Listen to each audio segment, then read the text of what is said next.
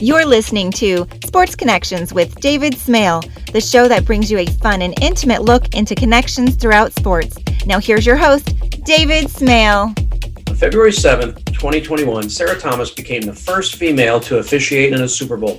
She's been officiating in the NFL since 2015, but she's been a Trailblazer her whole life. She was the only girl on boys' sports teams growing up most of the time as a youth. She even got voted out of an adult men's church basketball league after they discovered that she is a woman after 3 years. The response she received regarding the Super Bowl from players, coaches, and even fans has been mostly positive. Not everyone thinks pro football official is a place for a woman, but Sarah takes it all in stride, and she has a great sense of humor. We'll talk about her response to some of the hype here in just a second. So Sarah, welcome to Sports Connections. Hi, thanks for having me, David. All right, so just tell me a little bit about your sports background. I understand you grew up with brothers. Just talk about how you got involved in sports. Sure. Yes, I have an older brother and a younger brother, but sports is just a part of my family. My mom and dad played sports, their brothers and sisters played sports. My grandparents did, and we just had that support from my entire family, no matter what season it was. Whether I was playing softball, my brother's playing baseball, football, basketball, we were just involved in some type of sporting event my entire life. How I actually got involved in basketball, my mom's oldest sister, Jill Upton, she won the first women's national title in 1971, NCAA college women's title. That granted her the honor to coach the U.S. world team that went to Moscow, Russia in 1973. Well, I come along, I'm in fifth grade, I'm tall for my age, and she just said, Sarah, are you going to play basketball? I said, they don't have a girls team. And she said, go out for the boys. And so I did, which is crazy. That was in the early 80s. And just for her to be forward thinking that way. And so that's how I got started in basketball. Played softball and basketball my entire youth and through high school. And then, of course, played college basketball at the University of Mobile. Okay. Now, you played on boys' teams mostly, or was it mostly pickup or a combination? So when I first started playing basketball for 3 years, my fifth, sixth, and seventh grade, I played in the boys' league on the boys' team. Okay. Then when I went on and played in junior high or middle school, they did have a females league team. And so I played 8th and 9th grade for the middle school. And then our high school was 10th through 12th. And then I did play in college on a women's team, of course. Right. But yeah, during that time was pickup ball with the guys. And then after college, I did play in the men's church league. Okay, and just talk about the difficulty. Maybe maybe difficulty is not the right word, but the experience of playing probably against all boys. Maybe there might have been another girl in there or not. I don't know, but it probably made you a tougher basketball player. But it certainly developed your game. But just what was that like playing against very few, if any, other people like you? Right. So there was one girl, Carmen Ferris, and I believe she got into the league the next season. Okay. But yeah, I mean, I was that rough and tough. I used to call myself a tomboy. My mom says I'm a girly girl, but I think I'm a blend of both. But I just always played with the boys, having brothers. Our neighborhood that I grew up in was predominantly guys. I mean, rock fights, playing in the dirt hills. I just did all that with my brothers. And so me playing in the boys' league, it just didn't intimidate me. I know it made me a better player for sure, and definitely tougher. And so I thanks, guys, for having me and letting me play. But yes, it definitely made me tougher. But David, I promise you, I'd never looked at my gender, even back then, like, oh, well, I'm a girl. That's the reason they're not letting me do this. I didn't have that mentality. My mom is the oldest of 5 brothers, the oldest of 6 kids, 5 brothers. And she remembers when she was about 15 or 16, one of her brothers insulted her and said, "You throw like a girl." And she finally went, wait a minute, I am a girl, but playing with the boys. 2 of her brothers have been involved in professional sports. They're basically their whole adult lives as agents. She brags to the 5 brothers that she's the only one who got an athletic scholarship. She played college basketball at Phillips University in Oklahoma. So how did your parents playing sports influence you? I think that both of my parents being involved in sports, my mom was a basketball player, my dad was a baseball player, and just what athletics and sports instills in individuals outside of the home is the one line of discipline that they're not getting here. And it's just, they knew, I believe from their growing up and being involved in sports helped molded me. And you can't make excuses. Don't quit once you start. We won't allow you to. And I'm so glad they instilled that in me. And just dig deep. If the coach is on your tail, that means he likes you and there's something you have to offer. It's when he stops talking to you that you're in trouble. Yeah, for sure. For sure. Now, often you were the only girl on the team. Did you think about organizing girls' team, or was it just easier to do what you've been doing your whole childhood and just play with the boys? I wished I was that smart, or I had that desire to do something like that. No, I didn't, but I do remember when I was in the sixth grade, you were supposed to go to the A team. But the coach said, because I was a girl, I couldn't be on the A team. And I believe it was in the rules that way. And my dad did talk with the recreational department head after he had gotten all over the coach for what he said. But then they created a girls' league there in Pascagoula. So when I went on to the eighth grade to middle school, Pascagoula formed its first Pee Wee League for girls. By the way, I love your accent. You probably think I'm the one with the accent, but the names of some of the towns in Mississippi, this is totally off script, but Pascagoula, Mississippi. And I recognize it's not Mississippi, it's Mississippi. It's only like 3 syllables. Mississippi, that's right. Okay. And so I love that. So Pascagoula, Mississippi. So anyway, I love it. How did your 2 brothers support your efforts to be competitive? Because I would whip them. No, my younger brother was just a stud football player. And unfortunately, he really damaged his shoulder his senior year of high school. But my older brother, Lee, was a soccer player and he played football. But I would hang in there with them.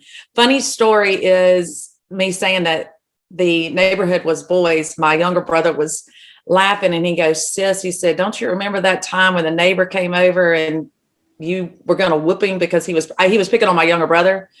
And then the guy's daddy came over and said, "Hey, you don't need to let your daughter beat up my son." And I think they just knew I could hold my own. That's it. I really could. That's hilarious. All right. So talk about your college career. How good were you at University of Mobile? David, I only played at it was Mobile College when I first went, and then became University of Mobile my senior year. But I only played there 3 years. I went to the W my freshman year. That was in Columbus, Mississippi. And then I transferred. And it's crazy when you're in school. I wasn't thinking about the points I'd scored or rebounds or anything like that. But I believe I've read that I'm right close to 800 points in 3 years. And I believe I'm still in the top 5 in steals, all-time school record of steals. So that blows my mind. I wish I'd have played my 4th year there, or at least all 4. Yeah. Now the WNBA was not around then, if I'm correct. Could you have played if it had been around? Sure. I want to believe I could. I was going to go and try out actually April, and I broke my leg. Let's see, when I was 23. So this has been 2 years after. They had a tryout in Atlanta, and me and Shell from Gulfport, we were going to go and try out, but I couldn't.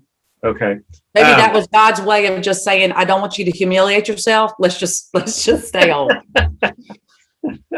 Okay. And then this story, when you told me this recently, this story just cracked me up. After graduation from college, you still had that competitive urge. So you played in a men's church league, and you got voted out after playing for 3 years because they discovered that you're a female. Tell that story.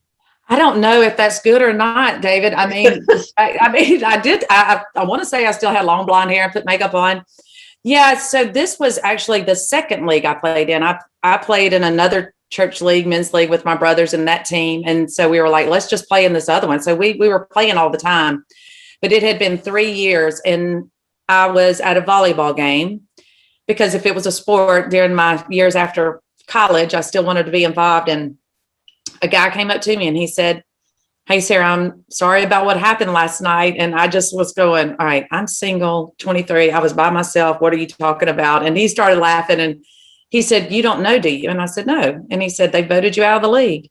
I said, "For what?" And he said, "Because you're a woman." And that's when I was like, are they just now realizing I'm a female? I've been in this league for 3 years. And so then I said, being that it's a church league, surely we had a vote. Somebody from the team was there. And he said, "No, there wasn't."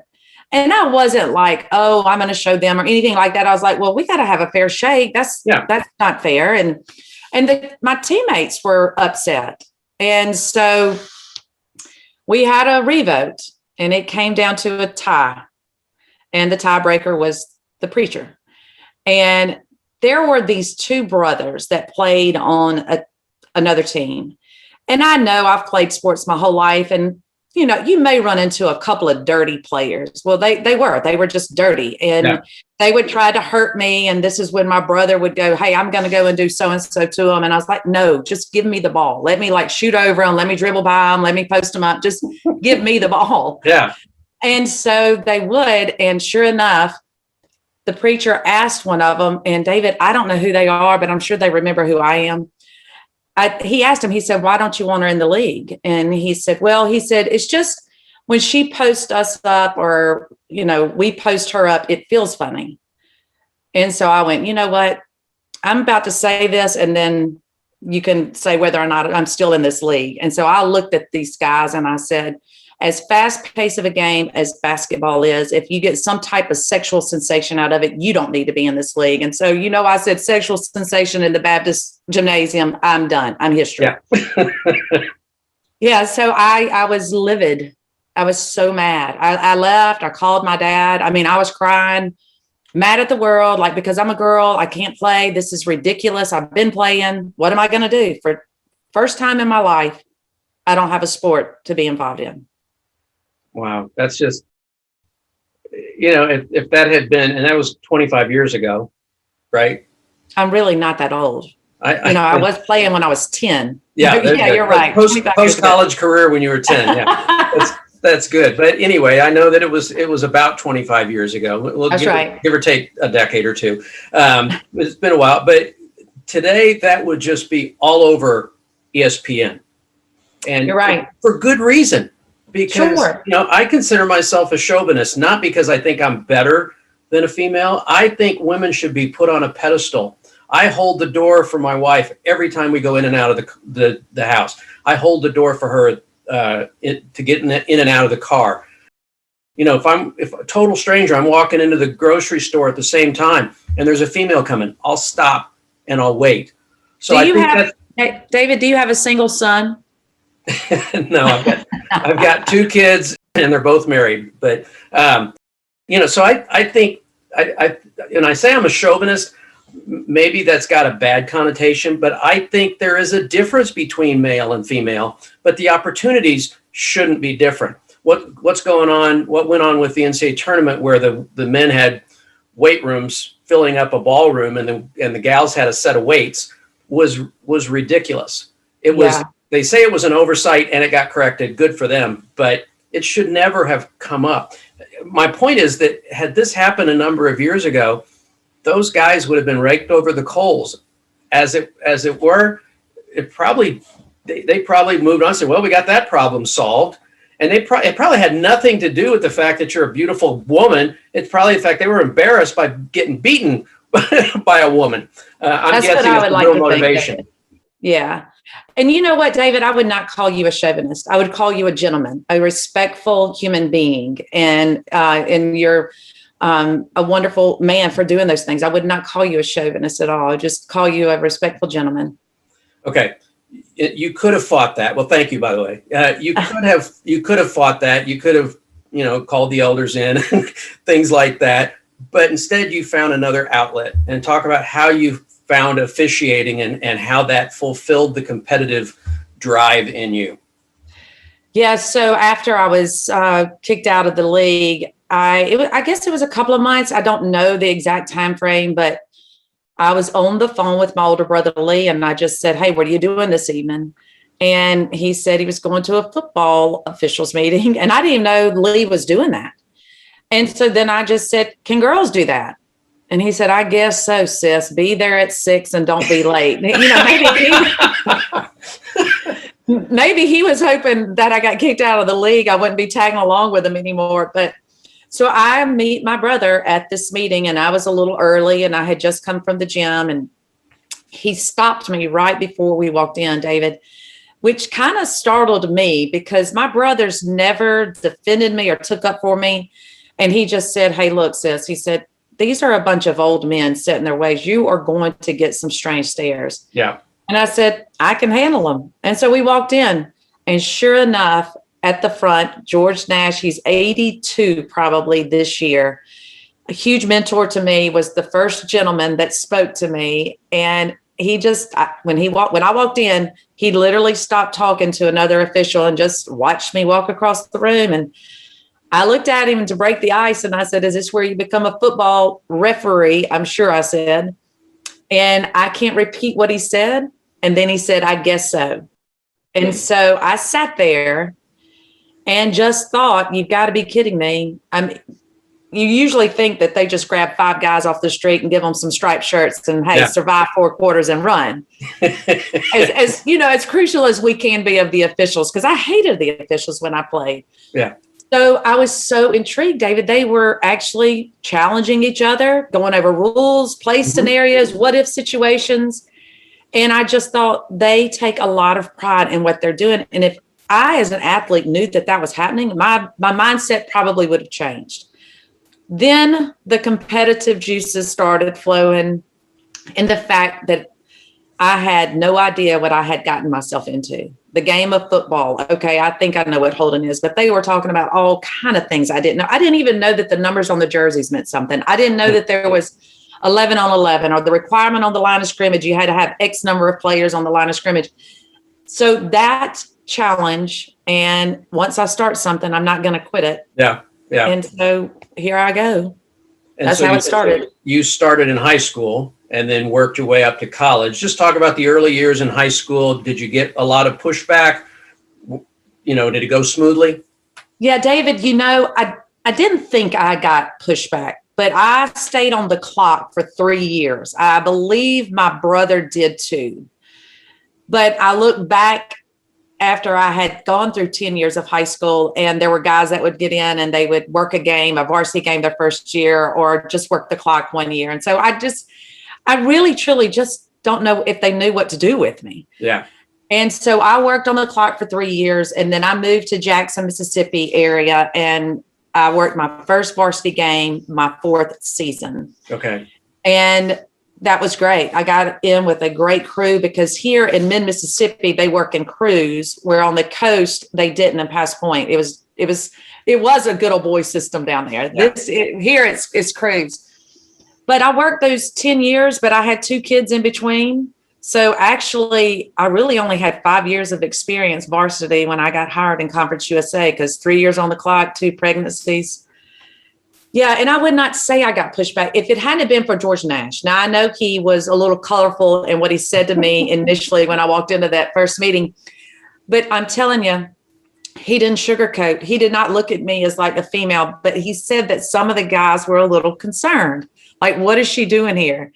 And he just said, "Look here, fellas, she's a lot younger than we are, a lot better looking than we are. Her eyesight's got to be better. She's definitely in better shape than we are. Why wouldn't we let her work?" And so that just, if he hadn't have done that, and that leadership, and that's why it matters so much, a good leader and what they say and the direction they want to take it. Okay. And then you got hired to do college, Conference USA. Just talk about that transition. Yeah. So I thought my last game in high school was going to be a state championship game, but there was an NFL scout there. I didn't even know these people existed. They were scouting officials. And there was a play that happened, David, and the scout called me and he said, "It wasn't that you got the call right. It was just your field presence and how you handled the situation. It was a first down, the chains moved, but I had a flag on the ground." And so when he called me and told me that, he said, I think you've got what it takes to go to the next level. And I didn't know what level that was because the Junior College Association here in Mississippi said they would never hire me because I was a woman. So whenever Gerald Alston called me, he hired me over the phone. And I joke with Gerald and I go, I know you were old, but senile too. I mean, you're making history, hiring the first woman, and you don't even know what I look like or if I can work. And he just told me, David, he said, there's never been an official that Joe Haynes has sent to me that wasn't able to work. And he said, you answered a question. Honestly, you didn't make an excuse. You didn't lie about it. So I knew your character was in check and you could be coachable. But do you know, David, he listed me in the roster of officials as S.B. Thomas in 2007 because he had not told the commissioner he had hired a female. Now, I knew who S.B. Thomas was. No one else did, but I did. Right. And when he went to the commissioner, he said that he had hired a female, and he was like, what are you going to do with her? And he said, she's going to work on the field. He had already contacted 2 colleges, and they were fine with it. That's cool. And how long did you do college before you got on with the NFL? Well, the joke is, was it 7 seasons or 8 seasons? I believe 8 because I got hired in 2007 and then I was in the league 2015, but I had a pregnancy during that time. That's when Bailey came along, a little surprise, and everybody thought that my career was going to be over. I remember when I called Gerald April of 2012, and I was like, Gerald, I need to tell you something. He's like, what is it? And I said, I'm pregnant. And he said, with what? And I was like, I don't know. I don't know if it's a girl or a boy, but I'm pregnant. And it isn't a football. Yeah, exactly. And you know what? I was working in arena ball, David, and he said, all right, let's just give it some time. I'll let them know that you're not going to be able to work the next 2 games because you have a high ankle sprain. And I was like, Gerald, it's going to swell up around my belly. I cannot lie that I'm pregnant. Yeah, so I worked there, I guess, 8 seasons. And then the NFL hired me April the 8th of 2015. So as you look back, obviously you made made the Super Bowl, so you've done a good job. But as you look back, how would you say your years as an NFL official have gone? Big learning curve. It just and adapting to the speed and agility. And that was a big concern of some of the supervisors that had worked in the NFL, of course, was can she, hold up and officiate the speed and agility of the Power 5 players that primarily make up the NFL, because Conference USA is considered mid-level. And so that was something that I had to get adjusted to. And then I've even told my daughter, she quoted it the other day. She said, Mom, do you remember when you told me you was the worst official in the NFL? And she goes, but when you work the Super Bowl, that means you're the best official in the NFL. But yeah, it was that rookie season, just want to fly under the radar, getting adapted to a lot of things. That second year, you could just tell I wasn't where I wanted to be. And the graders and our coaches and supervisors, I mean, they'll hammer you, and rightfully so. Mm-hmm. And I probably was a little too technical on some things, and just can you make the adjustments to not being too technical? And that 3rd season, I got a playoff assignment as an alternate. And then my 4th season, when Ron Tolbert called me and said, hey, congratulations, you've got a playoff game, the Chargers at New England. And I said, am I an alternate or am I on the field? And he said, you're on the field. So it's just about growing. And this year will be no different, David, in preparation. I want to finish number 1, even though I won't be eligible for the Super Bowl. But I want to train for that. I got to know Gene Steratore recently. A fun guy, I'll tell you what. I had so much fun interviewing him for the podcast. And he talked about one of the hardest things to learn is the difference between both in college football, or both in football and basketball, the difference between the X's and O's, the rules, and the interpretation, and having a human element to it. Was that the hardest part for you? Absolutely. But thank goodness Gerald Alston he trained us that way. That is how he did. And I'll tell you this, my high school white hat, Larry Tucker, said, yep, there are rules in place, but don't ever let the rules screw up a really good game.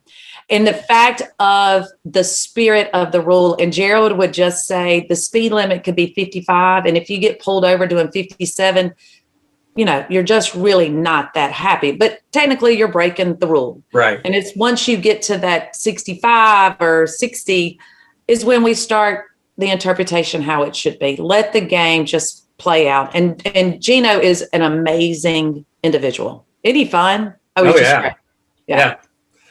It's you hear it more in college basketball because the cameras are closer to the action, but you hear it some in pro football where the official says, "Hey, I could call that holding," or "Hey, back up, you're offsides," or whatever. It makes it more human. Is that why it's enjoyable? Oh yeah. And I take it back to just my playing days, David. It's just if an official would have like, "Hey, look, you're pushing it," and maybe they did, I just don't remember. But yeah, you'll see one of those tackles that, they always want to kind of take a little step back, and we'll give them warnings, but we'll give that defensive end the same warning, the same grace, unless it's just egregious. And then that's when you're doing the speed limit of 50 miles over the speed limit. Yeah, for sure. Now you just worked the Super Bowl in February, the first woman to do that. The response has been positive, but do you see yourself as a trendsetter, or was it just you're an official? You're primarily a side judge, is that correct?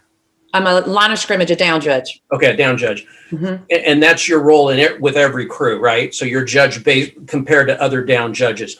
So do you see being selected to the Super Bowl as, hey, I've achieved the point where I'm one of the best, if not the best at that? Or do you see your role as, I'm a woman who's the first one to do this? I don't see it as I'm a woman and the first one to do this. And I don't see it that I'm the best. I just believe that the ball bounces the right way, and the training and everything that we do, and the percentage between number one and number two of the ranking of officials from our grades is so small, David. So we're all elite at the line of scrimmage, the 17 down judges, all of us. And the ball just bounced my way, maybe a little bit more this year than it did in favor of someone else. But next year it could be just the opposite. So I will never just say I'm the best.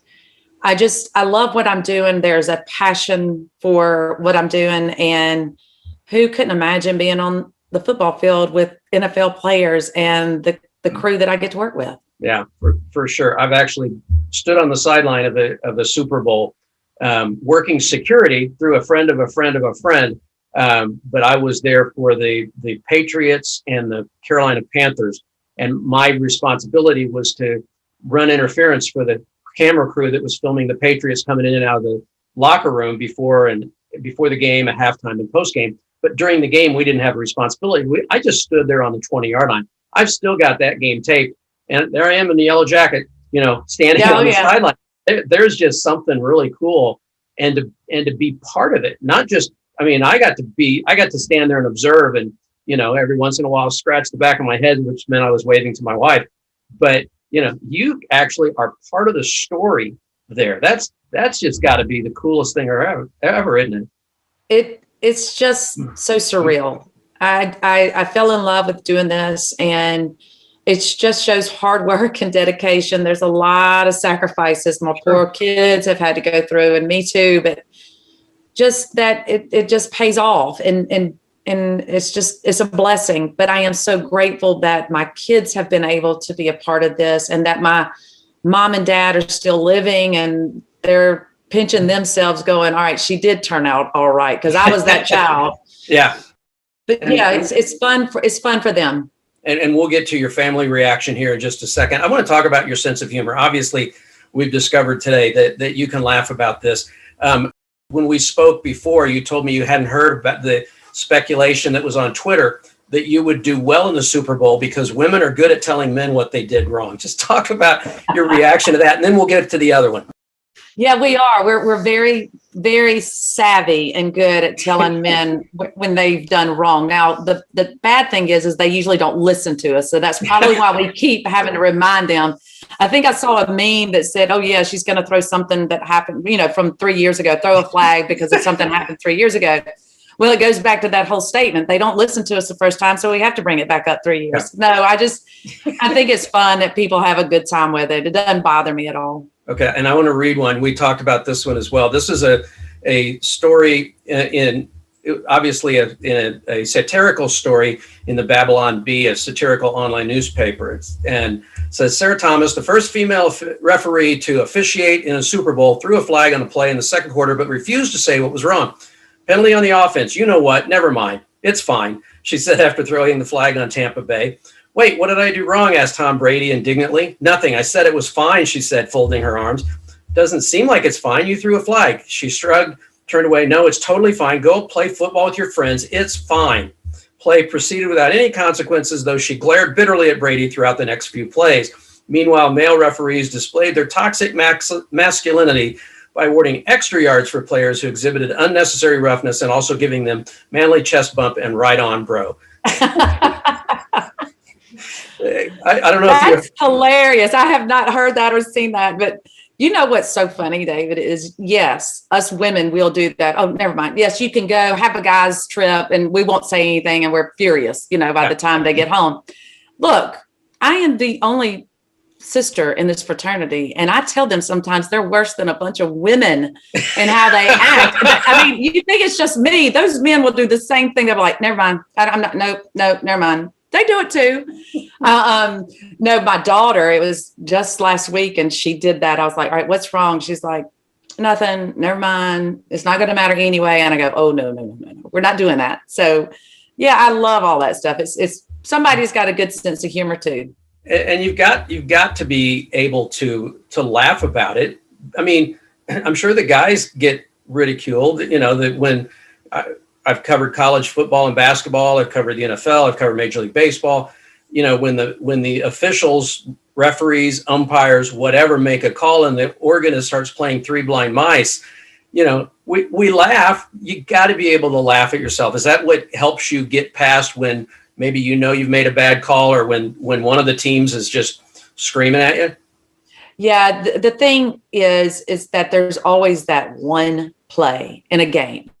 Usually there's that one play, whether I was involved with it or another, or it's just a crew element. If one person on that crew, there's that one play, we all try to digest it and work through it. But yes, the ones that matter, my crewmates, including replay, my supervisors, the coaches, the players on the field. And we all strive for that perfection of the game. And so that's what matters. And I will address them. And if it's something that I just didn't see the way that they saw it, I will say that, but I definitely will go back and dig. And there's been several times where coaches will say, Sarah, you were right. Or I approach them and go, hey, you were right. I went back and looked and, I don't want to do, yes, those are the people who matter, not anybody else.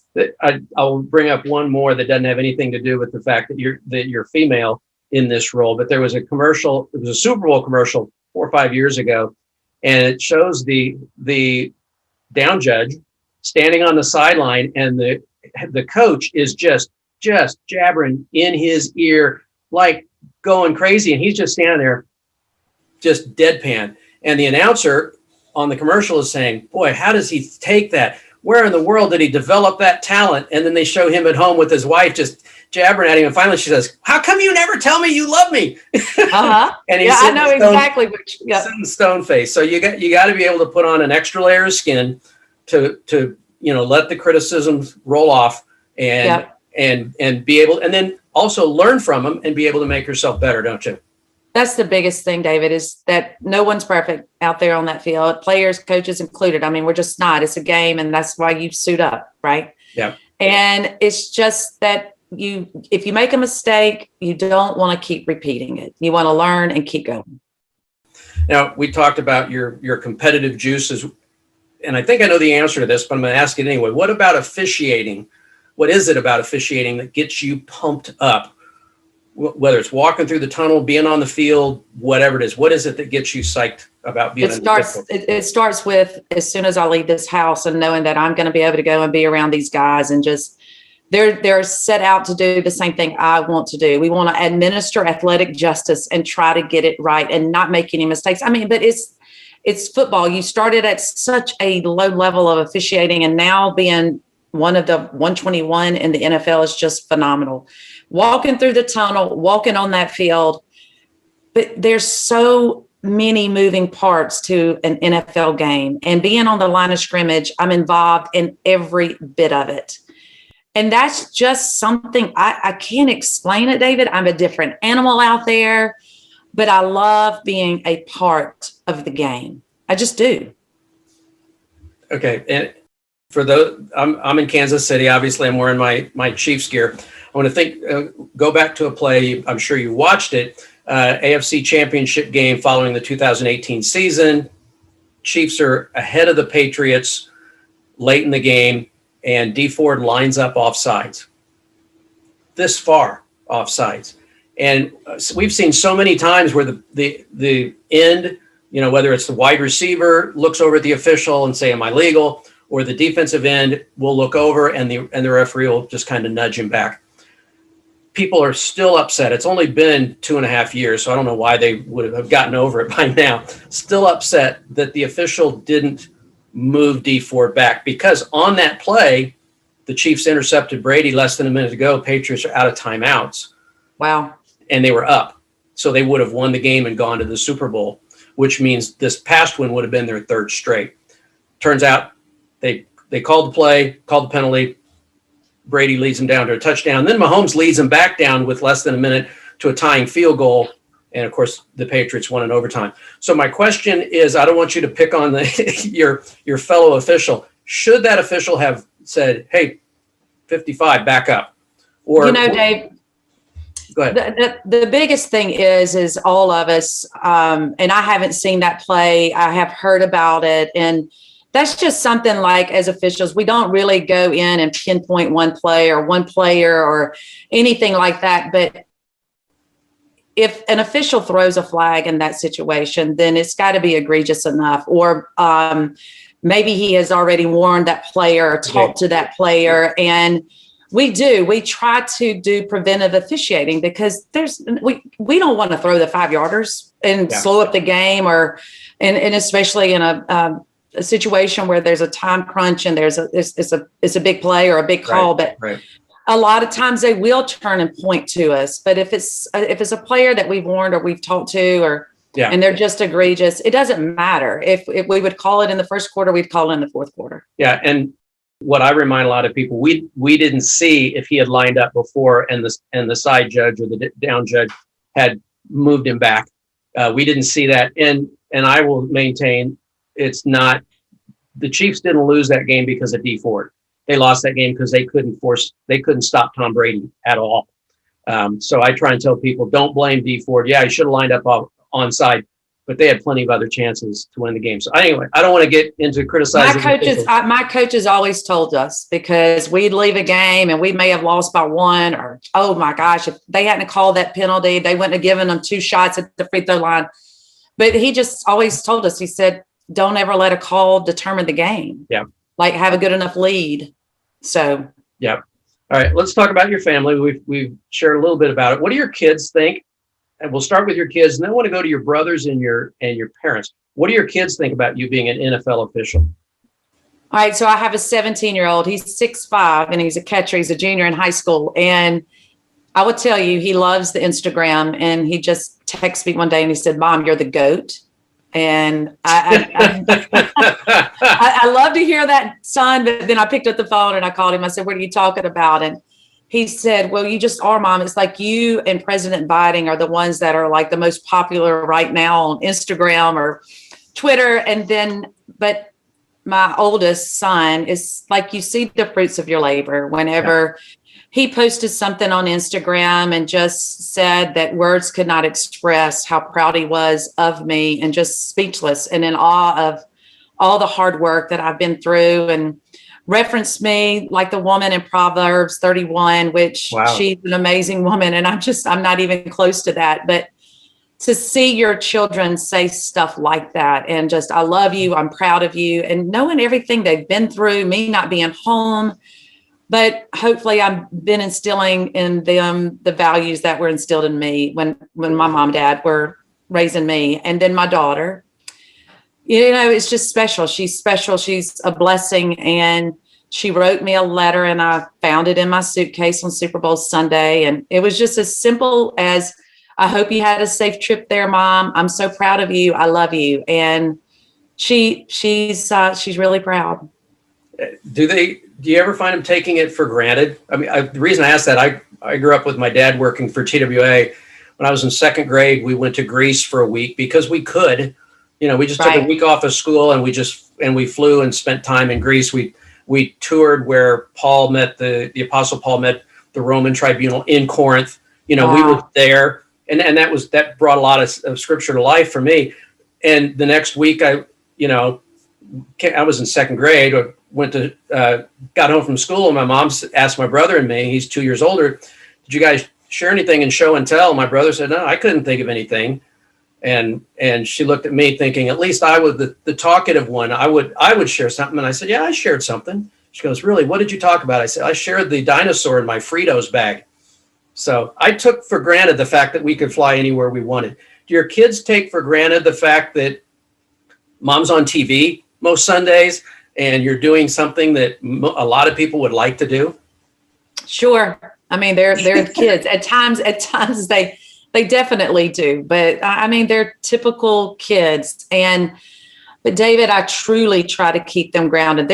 My friends may say, oh, Sarah, you spoil them or whatever. But my oldest just the other day was like, hey, Mom, my birthday, is coming up. Can we trade in my truck and get me an F-250? I went, no. And he said, why? I said, because it's just not happening. It's just not happening.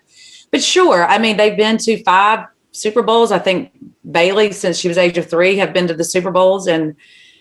But I keep it real here, David. I am their mom. I am their disciplinarian. I am the one that's checking their grades and, hey, have you brushed your teeth? Clean up after yourself. I am their mom. I'm not a superstar. I'm their mom. Yeah. All right. We'll come back to the last question is about your kids again, but what do your parents think of you being an NFL official? And then we'll last follow up with what do your brothers think? Yeah. So my mom and dad are super proud. It took my mom a little bit longer adjusting to me being a woman away from home with all men and working football, because she really thought it would just be high school. And then whenever, got married, had kids, and here I am traveling with Conference USA with the boys being really small, she wasn't too high on it. I mean, she's a home economics major. She cooks and she can sew and I cannot sew and I do not like to cook. But there was some reservation with her. But then when she saw the atmosphere and the caliber of people I was around, even when I was traveling, and able to filter that to my children and kept it real when I was home, didn't bring the work home. Yeah. Then the support. And then, of course, my dad. I mean, he's just, he's an amazing guy. I get my grit from my father for sure. But he was all about it. And when he found out I was pregnant with Bailey, he was like, what are you going to do about football? And I'm like, is that all you're concerned about? But of course. And then I got hired in the NFL, and my mom and dad are my biggest fans outside of my kids. So for Super Bowl Sunday, my mom and dad wore referee jerseys. She said, because if you're supporting a team, you're going to wear their colors. And so they wore the black and white stripes. They tailgated because they weren't able to go to the Super Bowl because of COVID. But they think it's amazing, and they're very supportive. Okay. Are your brothers jealous? No. Okay. I don't think so. Are you sure? Maybe in the beginning when I got into college.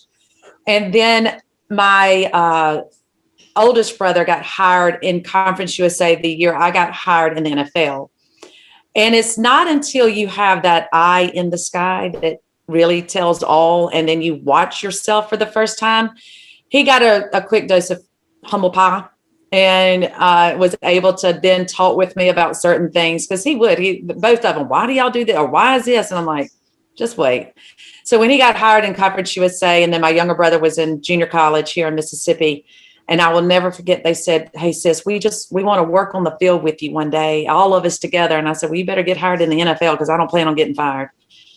But Very supportive. Very supportive. They'll give me a hard time about certain things, but they're brothers. Yeah, that's their role. Okay, last thing I want to talk about. What do you want your kids to learn from your experience? And again, going back to, and I know it's not what you see, not what you hang your hat on, but going back to you being the first female to officiate in a Super Bowl. What do you want your kids to learn? I want my kids to learn that hard work does pay off. Don't go through life trying to do things for the recognition, though. I want you to fall in love with whatever craft it is that you're trying to master. Fall in love with it. Don't go out trying to prove people wrong. Prove to yourself that you belong. Don't do it for the recognition, because if you're only going through life to be recognized, I say you'll step on anybody's toes to get up that ladder of success. But sons, daughters, those toes you stepped on, that will be the backside you will kiss on the way down, because you will not have earned it the right way. Yeah. But if you're truly doing this because you love it, people will notice that. Your attitude, your demeanor, how you carry yourself, your field presence, people will be able to see that, and it'll be infectious. And it all goes back to treat others the way you want to be treated. And having that principle and that foundation, and just truly believing that, it will all work itself out. Love where you are, put the work in, and let the rest take care of itself. And the other thing that you told me when we talked before was don't let false obstacles stop you. Don't let barriers that shouldn't be there keep you from doing what you want to do. David, that's exactly right. And I'll say that, typically whenever I'm going, proving people wrong, because that list of people will never end. And if you just don't look at the ones that tell you no, or situations as roadblocks, but speed bumps, the quicker you get over that speed bump, put it behind you and just never want to do that again or listen to that. And look through your windshield, through your windshield that is so much larger than your rearview mirror. There's so much more opportunity. But yeah, people are going to constantly tell you no, or you're not tall enough, or you're too tall, or whatever. Yeah. And just look at them as speed bumps, not roadblocks. Do you think your kids are going to get into officiating? I hope so. We'll sit around when we're watching a game and they'll go, "Hey, Mom, that's holding on number 68. Sure enough, here comes the flag." And then I'll ask them, what did they do? And so now I'm trying to teach them, a takedown or grab and restrict or hook and turn, just something like that. Yeah. Yep. But, also, David, the other thing too about the speed bumps and the roadblocks is I tell them there'll be times in your life that you'll come to a fork in the road and you'll have to make a decision. And if you choose to go left, but a lot of people were telling you to go right. And once you get down that street that you turn left and you start second guessing yourself, don't ever wish you were on the right side. Just make the best of the turn that you made. Yeah, as the famous baseball philosopher says, when you come to a fork in the road, take it. I have not heard that. Oh, yeah. That's good. But yeah. Take it. You got to. Well, I've got to admit, when I first came up with the idea of interviewing you for this podcast, I wanted to find out the person behind the first female to officiate in the Super Bowl. What I have found is that you are a charming woman, a wonderful person who just happens to be an NFL official, and the gender doesn't matter on that job. And so I've really enjoyed this. I appreciate you taking the time, and you have a great day. David, you as well, and thanks for having me. It was a lot of fun. Thanks for listening to Sports Connections with David Smale. Make sure to subscribe, follow, and rate the show from your favorite podcast platform. You can learn more about David Smale and his work by visiting davidsmalebooks.com. Don't forget to join us weekly for new episodes. Until next time.